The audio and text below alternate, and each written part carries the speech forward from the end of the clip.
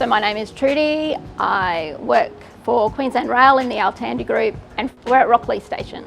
So here at Rocklea was a very old station, one of the oldest ones we've had on the network, very much due for an upgrade. So Rocklea station only had one footbridge, which made it very hard for people with their luggage to access the other side. Compared to what it was, it's more user-friendly now, more customer-friendly.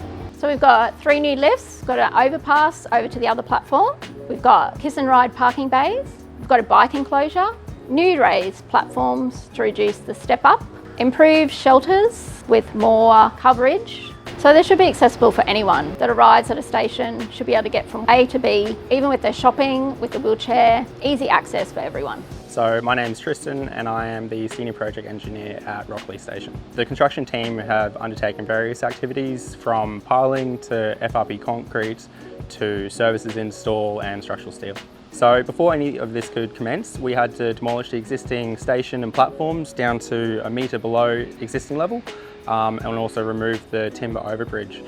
All that was left was the retaining walls at platform 1 and 2. So in order to build the station, we start off with the demolition. We excavate all of the existing platforms out of the way. We undertook piling for all of the overpass and the canopies. Following that, we have our services installed for our pits and conduits and our sewer and drainage works. Once all the services have been installed and the foundations are completed, we then start with our FRP, so for our slabs and for our entrance footpaths. Following that, we install our structural steel, so that's for the canopies, for the overpass and the lift structures. Finally, it's the building trades come through, they do all the ceilings and partitions, and we have the electrical works, so electrical comms. So I think the build at Rocklea will allow anybody who needs to access public transport to do it safely and easily.